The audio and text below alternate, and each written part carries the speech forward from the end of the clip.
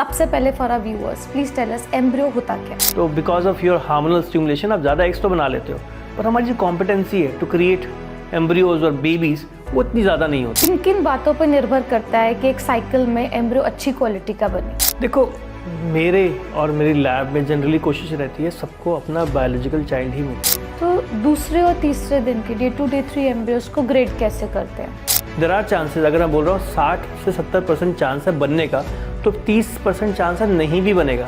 And we personally try to tailor our stimulation protocols. Injection सबके लिए same नहीं होता, सबके लिए डोज सेम नहीं होता। और ये जब हम एम्ब्रियो ग्रेड करते हैं ना, ग्रो होता है, तो जो डे 4 और डे 5 के एम्ब्रियोज होते हैं वो थोड़े लैग करते हैं और ख़राब होते हैं, क्योंकि डे 3 के बाद मेल का स्पर्म कहीं अपना रोल दिखाता है और फिर वो डेवलप करता है। Multiple pregnancies do complicate the whole pregnancy journey of the patient. Hi all, welcome to another episode of Fertility Focus. We all know IVF is not a perfect science. कभी भी आप IVF साइकिल के लिए जाते हैं, कोई ये नहीं कहता कि 100% सक्सेसफुल आउटकम होगा।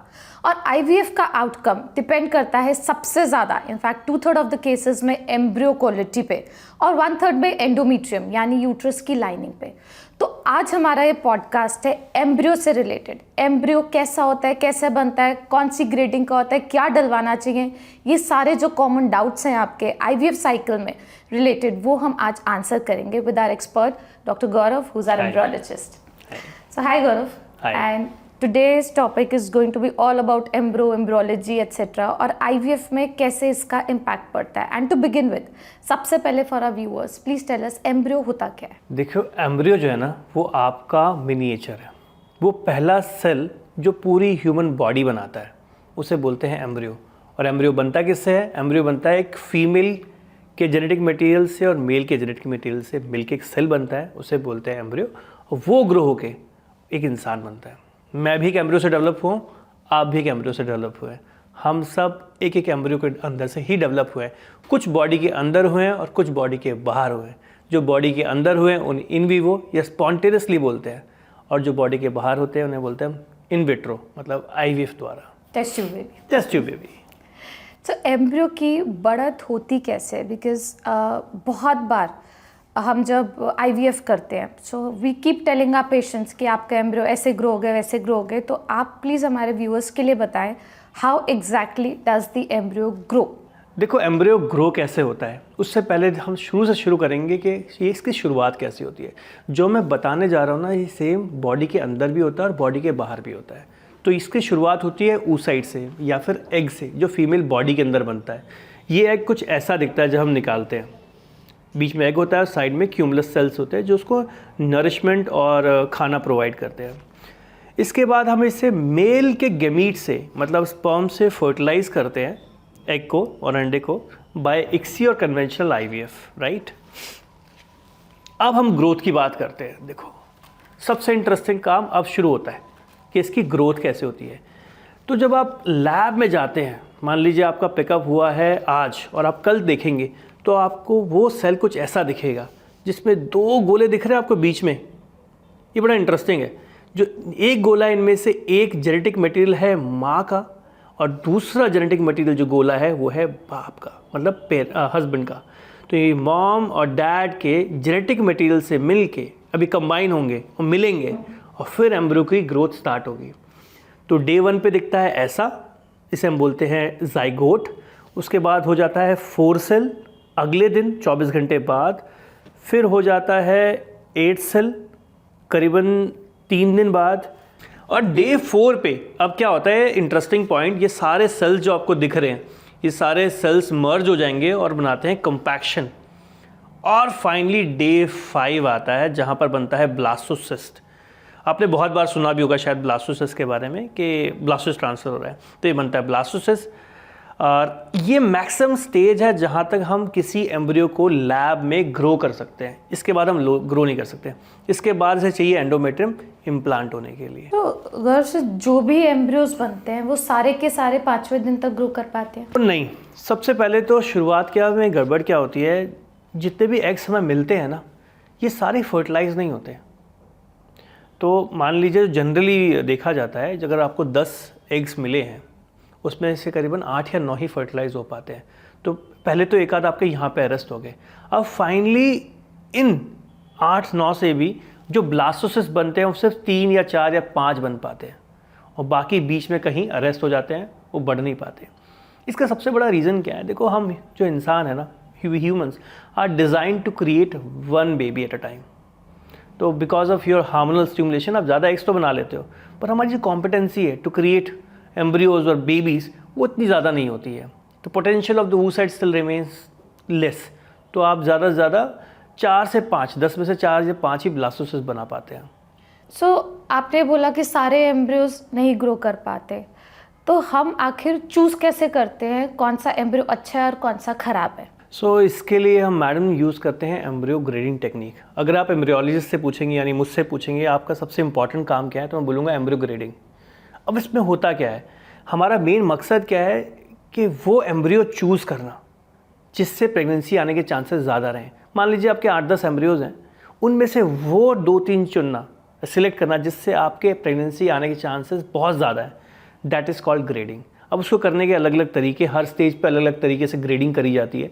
डे 2 पे अलग ग्रेडिंग करी जाती है, डे 3 पे अलग ग्रेडिंग करी जाती है, डे 4 पे अलग करी जाती है और डे 5 पे अलग ग्रेडिंग करी जाती है। So what exactly is grading? Is it some kind of process that an embryo undergoes और क्या होता है ग्रेडिंग? अब जो ज़्यादातर लैब में हम यूज़ करते हैं मॉर्फोलॉजिकल ग्रेडिंग। मॉर्फोलॉजिकल ग्रेडिंग मतलब आप एम्ब्रियो को देखते हैं और देख के बताते हैं उसके नंबर ऑफ सेल्स पे, फ्रैगमेंटेशन पे और सेलुलैरिटी पे कि वो एम्ब्रियो दिखने में कैसा है और उसकी क्या चांसेस हैं प्रेगनेंसी के। ठीक है, अब जब मान लीजिए मैंने किसी चीज़ को देखा और बताया कि ये इतना खूबसूरत है या ये इतना बुरा है, देख के बताते हैं ना हम। जैसे हम किसी कार को देखते हैं, बोलते हैं कार सुंदर है ऑन सम क्राइटेरियाज। ऐसे हम एम्ब्रियो ग्रेडिंग का, मॉर्फोलॉजिकली देखने का एक ग्रेडिंग सिस्टम है जो पूरी दुनिया यूज़ करती है। उस सिस्टम के हिसाब से आप देखते हैं और बताते हैं हाँ ये वाला जो एम्ब्रियो है ना, इससे प्रेगनेंसी आने के चांसेस ज़्यादा हैं। तो दूसरे और तीसरे दिन के डे 2 डे 3 एम्ब्रियोज को ग्रेड कैसे करते हैं? कैसे फ़र्क पता कर सकते हैं कि ए ग्रेड है और ये बी ग्रेड है, या ये सी है, इसको नहीं डालना चाहिए? देखो, इस पर तो मैं पूरा ना दिन बैठ के बात कर सकता हूँ क्योंकि ये बहुत बड़ा हो जाएगा। मगर अगर हम इस पॉडकास्ट में जल्दी से समझना है ना, कोई भी अभी बैठे हमारे दर्शक देख रहे होंगे और उन्हें जानना होगा कि भाई कैसे मैं एकदम से समझ जाऊँ कि ग्रेडिंग कैसे होगी अगर मैं किसी एम्ब्रियोज को देखूँगा, तो मैं आपको डे 2 समझाता हूँ। देखो, डे 2 में जो सबसे ऊपर वाला एम्ब्रियो है, इसमें 4 सेल होने चाहिए, वो 4 सेल हैं। ठीक है, ए ग्रेड एम्ब्रियो है। अगर इसकी जगह 3 सेल होते या 2 सेल होते तो ये बी ग्रेड एम्ब्रियो हो जाता। तो 4 सेल होने चाहिए डे 2 पे, ऐसे ही डे 3 पे 8 सेल होना चाहिए था। उसके अलावा जो दूसरा फैक्टर है वो है फ्रैगमेंटेशन। आपको छोटे छोटे से ब्लेब्स दिख रहे होंगे यहाँ पे, छोटे छोटे से। ये क्या है, एम्ब्रियो के अंदर का साइटोप्लाज्म बाहर आ गया है जिसकी वजह से उसकी क्वालिटी ख़राब हो गई है। ऐसे एम्ब्रियो बी ग्रेड हो जाते हैं। अगर ये बहुत ज़्यादा बाहर आ गया है तो ये सी ग्रेड है। ऐसे बी और सी ग्रेड के एम्ब्रियोज का ब्लास्टोसिस्ट बनने का और प्रेगनेंसी देने का पोटेंशियल बहुत कम होता है। तो जनरली अब यहीं से आपको फिल्ट्रेशन चालू हो गई है कि ये टाइप का एम्ब्रियो, इसमें प्रेगनेंसी आने के चांसेस ज़्यादा हैं। सेम ऐसे ही होता है डे 3 के साथ। अगर आपके एम्ब्रियो में 8 सेल है, 8 है, राइट, और कोई फ्रैगमेंटेशन नहीं है तो उसके चांसेस ज़्यादा हैं। हालांकि जहाँ आपकी फ्रैगमेंटेशन बढ़ जाती है, जैसा आपको यहाँ दिख रहा है, इसमें आपके चांसेस कम हो जाएंगे और ये ना ब्लास्टोसिस्ट बनेगा ना प्रेगनेंसी आएगी। सो ब्लास्टोसिस्ट की ग्रेडिंग पे बहुत लोग सवाल पूछते हैं। हमारा एम्ब्रियो 3A है, 3AB है, तो आप प्लीज़ ब्लास्टोसिस्ट की ग्रेडिंग के बारे में हमें बताएं। तो ब्लास्टोसिस्ट ग्रेडिंग की बात करें ना, ये बाकी ग्रेडिंग से अलग है क्योंकि हम यहाँ पे 3 चीज़ें मेजर कर रहे होते हैं। पहला, एक्सपेंशन ऑफ द ब्लास्टोसिस्ट। दूसरा, ICM, इनर सेल मास बोलते हैं, वो जो बच्चा बनाता है, वो जो मैं बनाता हूँ, वो जो आप जिससे बने हुए हैं। और तीसरा, ट्रोफेक्टोडर्म, जो प्लासेंटा बनाता है, जो बेसिकली बच्चे को माँ से जोड़ता है। ठीक है, तो ये 3 चीज़ें इंपॉर्टेंट है। आप जब भी ग्रेडिंग देखोगे ना, आपको लिखा मिलेगा 3 स्टेज में। पहला एक नंबर होगा, उसके बाद एक लेटर होगा, उसके बाद एक लेटर होगा, राइट। जो पहला होता है आपको 1 से 6 तक मिलेगा, 1 2 3 4 5 6, वो बेसिकली ब्लास्टोसिस्ट की एक्सपेंशन दिखाता है। अब वो 1 से 6 तक बताऊंगा तो बहुत लंबा हो जाएगा राइट नाउ, पर आप ये समझ लीजिए जो 4 होता है ना, वो बेस्ट होता है, वो हाईली एक्सपैंडेड होता है। उसके बाद 5 आता है कि प्रोट्यूड कर रहा है, 6 मतलब वो अपने शेल से बाहर आ गया है। जो शेल से बाहर आ गया है एम्ब्रियो, उसके प्रेगनेंसी के चांसेस कम होते हैं। तो अगर आपको बोला जाए समझने के लिए तो 4 या 5 का एक्सपेंशन आपके लिए अच्छा है। उसके बाद एक अल्फ़ाबेट आता है अगला, जैसे 4A ए, तो 4 के बाद जो अगला ए आया है वो आपका ICM बताता है, मतलब इनर सेल मास, जिससे आप बने। अगर वो ए है तो डेफिनेटली अच्छा है, बी है तो बी ग्रेड का है, सी है तो सी ग्रेड का है। ऐसे ही सेम अगला वाला अल्फ़ाबेट ABC जो आपका ट्रोफैक्टोडर्म बताता है। अगर वो ए है तो आपका ट्रोफैक्टोडर्म ए है, अगर वो बी है तो आपका ट्रोफैक्टोडर्म बी है, अगर वो सी है तो आपका ट्रोफैक्टोडर्म सी ग्रेड है। तो इन टोटल आप समझना चाहते हो, सिंपल समझो, आपका एम्ब्रियो 4AA है तो आपकी प्रेगनेंसी के चांसेस ज़्यादा है। ठीक है, अगर आप बोलोगे और क्या हो सकता है, हाँ दूसरा अच्छा एम्ब्रियो होगा, ब्लास्टोसिस्ट होगा 4AB या 4BA। उसके अलावा जो ब्लास्टोसिस्ट होंगे उसमें आपके चांसेस थोड़े से कम ही रहेंगे कंपैरेटिव, अगर कंपैरिजन करेंगे 4A वर्सेस 4AB से। सर कुछ एम्ब्रियो स्लो ग्रोइंग होते हैं, तो ये जो स्टेज है हमारी ब्लास्टोसिस्ट की, ये हो सकता है 5वें दिन पे अचीव ना हो, वो लेट बनते हैं, तो क्या उसमें भी फ़र्क पड़ता है या फिर इट इज़ द सेम? अगर हमारा 4A का एम्ब्रियो लेट बना है लैब में, तो does it have the same pregnancy rate as compared to जो हमारे 5वें दिन पे बना है? देखो जनरली ब्लास्टोसिस्ट डे 5 पे बन जाने चाहिए, मगर कुछ जनरली देखा गया है 10 से 15% ब्लास्टोसिस्ट डे 6 पे ही बनते हैं, और अगर उनकी ग्रेडिंग ठीक है तो वो भी सेम प्रेगनेंसी रेट दे सकते हैं। मगर इसमें एक थोड़ा सा ट्रिक ये है कि आपको उनको सिंक करना पड़ता है एंडोमेट्रियम के साथ और FET में डालना होता है, but the grading is important अगर वो ठीक ग्रेड के हैं तो। सो एम्ब्रियो ग्रेडिंग हमने समझा, बट ये जो एम्ब्रियो ग्रेडिंग है, ये जो अच्छी क्वालिटी के एम्ब्रियोज बने हैं, किन किन बातों पर निर्भर करता है कि एक साइकिल में एम्ब्रियो अच्छी क्वालिटी का बनेगा? देखिए सबसे इम्पॉर्टेंट है गैमीट क्वालिटी। गैमीट क्वालिटी मतलब एग की क्वालिटी एंड स्पर्म की क्वालिटी। एग की क्वालिटी कौन डिसाइड करेगा? एक क्लिनिशियन और फीमेल की एज। मान लीजिए फीमेल की एज यंग है, उसके एग की क्वालिटी अच्छी हो सकती है, अंडे अच्छे निकल सकते हैं। एक जो क्लिनिशियन है वो किस तरीके के गोनाडोट्रोपिन या इंजेक्शन यूज़ कर रहा है, उससे इसकी एग क्वालिटी इंप्रूव हो सकती है। आप जैसे थोड़े से लाइट और डाल सकते हैं उसके ऊपर कि कैसे इंप्रूव कर सकते हैं एग क्वालिटी। वेल हम तो age is a non modifiable factor, बाकी मॉडिफाइबल फैक्टर्स की अगर बात करते हैं, लाइफस्टाइल, डाइट, एक्सरसाइज, इन सब का भी बड़ा रोल रहता है।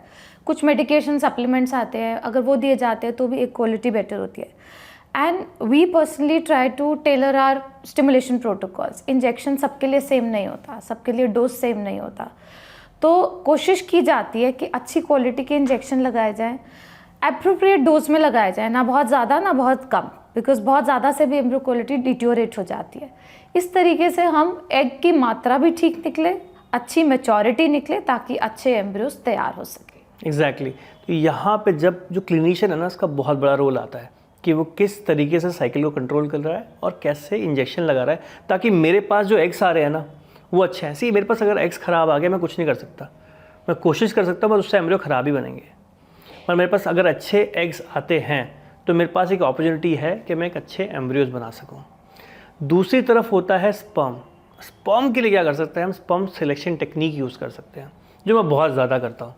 मैं मॉर्फोलॉजी के साथ साथ ग्रेडियंट्स यूज़ करता हूँ, साथ साथ माइक्रोफ्लूइडिक्स यूज़ करता हूँ, जिससे मैं अच्छे तरीके के स्पर्म सेलेक्ट कर पाऊँ और उनको उस एग के अंदर डालूँ, सो दैट अच्छे एम्ब्रियोज बना सकूँ। नाउ जो दूसरी बात होती है वो होती है लैब क्वालिटी। भाई आपकी लैब कैसी है, आपके इंस्ट्रूमेंट कैसे हैं, आपकी लैब की एयर क्वालिटी कैसी है, आपका एम्ब्रियोलॉजिस्ट कैसा है, इन सब चीज़ों पर डिपेंड करता है कि एम्ब्रियो कैसा होगा। तो जैसे हमारी लैब है, हमारी लैब इंटरनेशनल स्टैंडर्ड से बनी हुई है। हमारे routinely check our VOCs and air quality, हमारे जितने इक्विपमेंट्स हैं सारे बाहर के हैं। तो वी आर क्वाइट इंश्योर्ड कि जो भी एम्ब्रियो बनेगा हमारी लैब में वो बेस्ट ही बनेगा। तो सर सब चाहते हैं कि प्रेगनेंसी पहली बार में आ जाए। अब to have the best successful outcome, keeping apart lining कैसा है, कैसे लाइनिंग अच्छा बन गया हमारा, वो कौन से एम्ब्रियो है जो डलवाना चाहिए? कौन सा एम्ब्रियो से आई थिंक आप बात करना चाह रहे हो स्टेज की, राइट? कि हमें डे 2, डे 3 या फिर डे 4 और डे 5 कौन सा डलवाना चाहिए, और उसमें भी कौन से ग्रेड का एम्ब्रियो डलवाना चाहिए? कौन सी ग्रेड का एम्ब्रियो? मेरे हिसाब से सबसे ज़्यादा चांसेस डे 5 से आते हैं। अब ऐसा क्यों? देखिए कोई भी एम्ब्रियो है, चाहे वो डे 2 पे है, डे 3 पे है, उसे एट द एंड आना डे 5 पे ही पड़ेगा। वो आएगा डे 5 पे ही, वो ब्लास्ट बनेगा ही बनेगा अगर बनना होगा, नहीं तो बीच में वो अरेस्ट हो जाएगा और वो आगे ग्रो नहीं करेगा। जब आपको पता है वो एम्ब्रियो जो आज डे 2 पे है, कल वो डे 5 पे आएगा ही आएगा, नहीं तो अरेस्ट हो जाएगा, तो क्यों ना डे 5 पे डाला जाए, क्योंकि इसी से ही तो बेबी बनेगा। तो इसलिए सबसे ज़्यादा चांसेस डे 5 से आते हैं, और डे 5 में भी जिसकी ग्रेड अच्छी उससे प्रेगनेंसी ज़्यादा। मतलब आप ए ग्रेड के ब्लास्टोसिस्ट डालेंगे 4AA, 4AB या 4BA, इनसे आपके प्रेगनेंसी आने के चांसेस ज़्यादा हैं। तो सर जैसा आपने कहा कि डे 5 पे अगर हम 4A ट्रांसफ़र करें तो बेस्ट सक्सेसफुल आउटकम होता है इसमें, पर अगर किसी के डे 3 ही बने और डे 3 फ्रोजन है तो क्या डे 3 डलवाने नहीं चाहिए क्योंकि उससे प्रेगनेंसी नहीं आएगी? इसमें ना दो बातें हैं। अगर डे 3 के 2 ए ग्रेड एम्ब्रियोज हैं मेरी लैब में, तो मैं तो उसे ब्लास्टोसिस्ट ग्रो करूँगा, ब्लास्टोसिस्ट बनेंगे तो मैं डाल दूंगा। जैसे मेरी लैब है, आई नो मेरी ब्लास्टुलेशन रेट बहुत अच्छी है, 60 से 70% है, तो आई एम वेरी कॉन्फिडेंट कि वो 2 में से एक तो ब्लास्टोसिस्ट बनेगा ही, और फिर मैं उसे डालूंगा। हाँ, और अगर नहीं बना तो? अगर नहीं बना तो एटलीस्ट मैं आँख बंद करके कुछ भी तो नहीं डाल रहा हूँ। देखो, पेशेंट से डिस्कस करो, आप बताओ कि भाई ऐसा भी हो सकता है ना बने। देर आर चांसेस, अगर मैं बोल रहा हूँ 60 से 70% चांस है बनने का, तो 30% चांस है नहीं भी बनेगा। या पेशेंट को बताओ, एटलीस्ट इसमें आपका एक पेशेंट को फॉल्स होप तो नहीं मिलेगी कि भाई कुछ भी डाल दिया, मैं उम्मीद लगा रहा हूँ मेरी प्रेगनेंसी आ जाएगी और नहीं आए।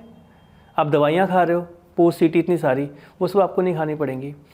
तो ये माइंडसेट तो आपको रखना पड़ेगा। अब कई बार ऐसा भी होता है कि आपके डे 3 पे बी ग्रेड के एम्ब्रियोज हैं। अब उस समय आप पेशेंट से बात कर सकते हो सीधा। डे 3 पे मान लीजिए 2 बी ग्रेड के एम्ब्रियोज, आप पेशेंट सीधा बात करिए कि भाई इनके ब्लास्टोसिस्ट बनने के चांसेस, क्योंकि ये बी ग्रेड है, 20% है। अब आप क्या चाहते हो, या तो हम ब्लास्टोसिस्ट के लिए ट्राई करें या फिर बॉडी के अंदर डाल दें, क्योंकि कई लोगों का ये मानना है कि बॉडी से ही तो हम सीखते हैं, और सबसे बढ़िया इंक्यूबेटर या लैब दुनिया की हमारा गर्भाशय और यूट्रस है। तो उन बी ग्रेड एम्ब्रियोज को यूट्रस में डाल दो आँख बंद करके, एंड जस्ट प्रे कि वो ब्लास्टोसिस्ट बन जाए अंदर जाके और प्रेगनेंसी आ जाए। Well, if this is true for B grade, then this should be true for A grade also. आप ये देखिए कि एक पेशेंट बहुत कुछ इन्वेस्ट करता है IVF साइकिल में। It is not just money, it is time, emotions, expectation, सब कुछ है। तो उस केस में उनके लिए cycle cancellation is a very big thing. What we see in our day to day counselling, कि आप अगर ये बताते भी हैं, so we have a bias of giving those 2 A grade day 3 chance inside the human body as compared to a lab. So I feel कि हाँ, discussion होना चाहिए, उन्हें सारे प्रॉज एंड कॉन्स बताने चाहिए, प्रेगनेंसी रेट्स बताने चाहिए कि किस पे कैसे रहेंगे, and then you leave it on the patient to take a call in this. But this should be on the background कि आपके बाकी पेशेंट्स के एम्ब्रियोज बहुत अच्छे बन रहे हैं, ब्लास्टोजेशन रेट जैसे हमारी लैब में अच्छा है, हम कोशिश करते हैं, बट बहुत सारी जगहों पर लैब स्टैंडर्ड्स इतने अच्छे नहीं होते हैं कि ब्लास्टोसिस्ट अच्छे बन रहे हो, और वहाँ पे I think it becomes tricky, और वहाँ पे रूटीनली डे 3 फ्रीजिंग हो रही होती है, और डे 5 एम्ब्रियोज बहुत लोग नहीं बना रहे होते, या फिर they charge extra for day 5 embryos, हम नहीं करते क्योंकि हम चाहते हैं कि सारे एम्ब्रियोज डे 5 तक जाए। पर बहुत सारी जगह पे ऐसी प्रैक्टिस होती है, हमारे पास लोग फेलियर के साथ आते हैं, तो उसमें हम देखते हैं कि हाँ ऐसा हुआ कि एक भी डाल दिया, एक 2 भी डाल दिए, डे 3 पे ही डाल दिए, बिना देखे कि ब्लास्टोसिस्ट बना या नहीं। सो ये पेशेंट के साथ डिस्कशन बहुत इंपॉर्टेंट है कि क्या ट्रांसफ़र हो रहा है और कौन से डे पे ट्रांसफ़र हो रहा है, with exactly the right amount of hope that they should keep with an IVF cycle. देखो, मेरे हिसाब से तो ऐसी लैब एग्जिस्ट ही क्यों कर रही है पता नहीं, जो बोल रहे हैं कि ब्लास्टोसिस्ट नहीं बनते और ब्लास्टोसिस्ट कल्चर नहीं करते। जब आपको पता है कि बेस्ट एम्ब्रियो जो है वो डे 5 ही बनेगा, तो आप अपनी लैब को उस तरफ क्यों नहीं लेके जाते हो? तो जैसे मैं बहुत कॉन्फिडेंट हूँ अपनी लैब के लिए, मेरे पास एक एग भी है और एक एम्ब्रियो भी है, तो मैं डे 5 ही कोशिश करूँगा। पेशेंट से बात करना इंपॉर्टेंट है, आप पेशेंट से बात करिए, अपने लैब के स्टैंडर्ड्स बताइए, मगर मेरे ख्याल से सबको डे 5 की तरफ मूव करना चाहिए। और एम्ब्रियोज कितने डालने चाहिए? देखो, जैसा मैं आपकी बात करूं, आप बहुत मेटिकुलस हैं और प्रिसाइज हैं, आप चाहती हो एक ही डालें। यहाँ पे भी वही बात आती है कि अगर आप डे 3 पे डालोगे तो जनरली लोग कोशिश करते हैं 2 से 2 डालने की। हमारी इंडियन गाइडलाइंस भी जो हैं वो 2 से ज़्यादा एम्ब्रियोज डालने के लिए परमिट नहीं करती है। तो अगर आप डे 3 पे जाओगे तो कोशिश करोगे ज़्यादा नंबर डालो ताकि ज़्यादा इम्प्लांट करो, कोशिश लोग ऐसा करते हैं। पर आप डे 5 पे जाओगे तो आप एक डाल सकते हो क्योंकि उससे चांसेस ज़्यादा है। जैसे आप हैं, आप कोशिश करते हैं कि सिर्फ एक ही डालो, क्योंकि आपको बड़ा डर रहता है कि भाई मल्टीपल प्रेगनेंसीज को हैंडल करना बहुत मुश्किल होता है। Multiple pregnancies do complicate the whole pregnancy journey of the patient, और ट्रिपलेट्स तो आजकल होते नहीं, बट इवन ट्विंस में we see around 25% of the pregnancies go complicated. Preterm delivery हो रही है, ब्लीडिंग हो रही है, बच्चों की आगे ग्रोथ अफेक्ट हो रही है, तो इसलिए भी प्रेफर कि हम इलेक्टिव सिंगल एम्ब्रियो ट्रांसफ़र करें, एक ही एम्ब्रियो डालें, बता के डालें। पर कुछ कपल्स आते हैं कि नहीं हमें ट्विन नहीं चाहिए, so how do you tell them कि ट्विन होने की प्रोबेबिलिटी कैसे होती है? देखो, जब भी आप एक ब्लास्टोसिस्ट इंक्रीज़ करते हो, the probability of pregnancy increases by 10%। तो अगर आपका चांसेस 40% है तो वो 50% हो जाता है। अभी पेशेंट की चॉइस है, वो क्या चाहता है, वो उसको एक डलवाना है या 2 डलवाना है। तो अगर हम 2 एम्ब्रियो डालेंगे तो कितना चांस रहेगा कि ट्विन प्रेगनेंसी होगी on a day 5? Twin pregnancy 2 blastocyst से प्रेगनेंसी आने के चांसेस तो पहले समझिए, इससे पहले कहीं आप गलत ना समझे। प्रेगनेंसी आने के चांसेस करीबन 60 से 70% रहते हैं, और उन 70% में मल्टीपल प्रेगनेंसी आने के चांसेस 10 से 15% के बीच में रहते हैं अगर आप 2 ब्लास्टोसिस्ट डालते हो। तो ये बिल्कुल ज़रूरी नहीं है कि 2 एम्ब्रियो डालें तो दोनों के दोनों अटैच होंगे, या दोनों नहीं अटैच होंगे, या एक भी अटैच हो सकता है, जिसकी सबसे ज़्यादा प्रोबेबिलिटी है that even if you put 2 embryos on day 5 single pregnancy के चांसेस ज़्यादा रहेंगे। एंड फॉर मी, जैसा आपने बात किया, हम एक डालना चाहते हैं, बट जैसे जैसे फीमेल एज ज़्यादा होती है और सेल्फ एक्स यूज़ हो हैं, 2 embryo transfer is still done on day 5। So for optimal IVF outcome हमने बात किया कि हमें डे 5 के ग्रेड एम्ब्रियोज डालने हैं, तो उसके लिए हमें कितने अंडों की ज़रूरत होती है? देखिए, सब पे डिपेंड करता है कि आपकी एग की क्वालिटी क्या है और दूसरा नंबर क्या है। अगर आपकी क्वालिटी अच्छी है तो मेरे लिए 3 एग्स भी बहुत है, मगर हाँ, आपकी थोड़ी कॉम्प्रोमाइज़ क्वालिटी के एग्स हैं, एज ज़्यादा है, तो हाँ 6 से 9 mature eggs are enough to give a live birth एक बच्चे के लिए। जब भी हमने देखा है कि IVF साइकिल में एम्ब्रियो क्वालिटी अच्छी नहीं होती है और उसके कारण फेलियर होता है, सबसे पहले what is replaced is the egg. तो एग डोनर की बात की जाती है कि आपकी अच्छी क्वालिटी के एम्ब्रियो नहीं बने तो अब आपको डोनर एग के लिए जाना चाहिए, ऐसा क्यों? देखो, मेरे और मेरी लैब में जनरली कोशिश रहती है सबको अपना बायोलॉजिकल चाइल्ड ही मिले, अपना जेनेटिक चाइल्ड ही मिले। मेरे कोशिश बहुत कम होती है कि भाई हम डोनर एग या डोनर स्पर्म लें। अब इसमें बात करते हैं कि एम्ब्रियो ख़राब बना है तो एग को ब्लेम क्यों करते हैं। हाँ, ये मैं एक्सप्लेन कर सकता हूँ। अब आपको ये समझना पड़ेगा, जो एम्ब्रियो ग्रो होता है उसमें स्पर्म एक छोटा सा 5% ही है जो अंदर जा रहा है, बाकी 95% एग ही है, वही डेवलप हो रहा है, वही ग्रो हो रहा है, वही एम्ब्रियो बना रहा है। स्पर्म से सिर्फ जेनेटिक मटेरियल आ रहा है। तो जितना भी एम्ब्रियो को ग्रो होने का पोटेंशियल है वो एग के अंदर ही होता है। इसीलिए बोलते हैं भाई, अगर अच्छा एम्ब्रियो नहीं बन रहा है तो एग की क्वालिटी ख़राब है, एग का पोटेंशियल ही कम था। इसीलिए लोग अच्छे पोटेंशियल वाले और फर्टाइल डोनर एग्स लेना चाहते हैं। पर मेरे को जो लगता है, सबको अपने जेनेटिक चाइल्ड बेयर करने का हक है, सबको कोशिश करनी चाहिए और आपके खुद के एम्ब्रियोज बनाने चाहिए, वो यूज़ करने चाहिए। तो स्पर्म की वजह से एम्ब्रियो ख़राब बन रहा है, ये कैसे पता कर सकते हैं? देखिए, अगर आप ऐसे देखना चाहें कि एम्ब्रियो क्वालिटी में एग स्पर्म का रोल प्ले कर सकता है, जो स्पर्म का मेन रीज़न है वो है अपना DNA प्रोवाइड करना। अगर वो DNA ही फ्रैगमेंटेड है या ख़राब है तो एम्ब्रियो अच्छा नहीं बनेगा। इसके लिए एक टेस्ट होता है जिससे बोलता है स्पर्म DNA फ्रैगमेंटेशन इंडेक्स। अगर वो विद इन रेंज है तो स्पर्म ने अपना काम कर दिया है, अगर वो आउट ऑफ रेंज जा रहा है तो कहीं ना कहीं इम्पैक्ट हो सकता है। और ये जब हम एम्ब्रियो ग्रेड करते हैं ना, ग्रो होता है, तो जो डे 4 और डे 5 के एम्ब्रियोज होते हैं वो थोड़े लैग करते हैं और ख़राब होते हैं, क्योंकि डे 3 के बाद मेल का स्पर्म कहीं अपना रोल दिखाता है और फिर वो डेवलप करता है। पर कभी कभार हमने देखा है कि हम अच्छे ग्रेड के एम्ब्रियोज, डे 5 के एम्ब्रियोज जब डाल रहे हैं तब भी प्रेगनेंसी नहीं आती। Despite putting 2,4-AA we have seen pregnancy नहीं आती, IVF फेल हो जाता है। तो ऐसा क्यों होता है? मैं इसकी शुरुआत जैसे करी थी कि हम ह्यूमंस डिज़ाइन हैं एक बेबी के लिए, तो कहीं ना कहीं एम्ब्रियो की क्वालिटी अच्छी होने के बाद भी कहीं पे एंडोमेट्रियम का फैक्टर हो जाता है, कहीं यूप्लॉइडी का फैक्टर होता है, genetics. That's also grading system, जिसके बारे में प्रॉब्ली हम एक और पॉडकास्ट बनाएंगे। अब जहाँ पे एम्ब्रियो दिखने में तो अच्छा है मगर उसके जेनेटिक्स में प्रॉब्लम है, मतलब उसकी यूप्लॉइड नहीं है, वो टाइप के एम्ब्रियोज जनरली इम्प्लांट नहीं होते हैं, और या फिर मिसकैरेज का भी कारण बन सकते हैं, रीजन बन सकते हैं। एंड अगर इम्प्लांटेशन नहीं होता तो what happens to the embryo जो हमने एम्ब्रियो ट्रांसफर में डाला था? वो बेचारा एम्ब्रियो अरेस्ट हो जाता है, वो ग्रो नहीं कर पाता है और अगली ब्लीडिंग के साथ वो शेड हो जाता है, बाहर आ जाता है। सर आज हमने सारे एम्ब्रियो से रिलेटेड फैक्टर्स के बारे में जाना कि एम्ब्रियो डेवलप कैसे होता है, क्या ग्रेड होता है, and we know IVF success बहुत ज़्यादा एम्ब्रियो डिपेंडेंट होता है। हाँ, there is a contribution of the uterine lining also which will discuss later, but I am sure बहुत सारे हमारे जो व्यूअर्स हैं जिनके कमेंट्स होते हैं, हमारा ये एम्ब्रियो अटैच करेगा नहीं करेगा, हमारे चांसेस क्या हैं, हमें बताया गया है कि आपके इतने ही एम्ब्रियोज बने हैं और नहीं बने, आपके इतने अंडे निकले तो उससे इतने बने। सो आई थिंक ये वाला पॉडकास्ट उन्हें हेल्प कर पाएगा अपनी आईवीएफ साइकिल को समझने में और ये एनालाइज करने में कि वो जहाँ आईवीएफ करा रहे हैं, is that a good place for them to get an IVF done. Because बहुत ज़रूरी है कि एम्ब्रियो अच्छे बने और अच्छी लैब में बन सकते हैं, अच्छे एम्ब्रियोलॉजिस्ट के साथ बन सकते हैं एंड तभी प्रेगनेंसी के चांसेस अच्छे हो सकते हैं।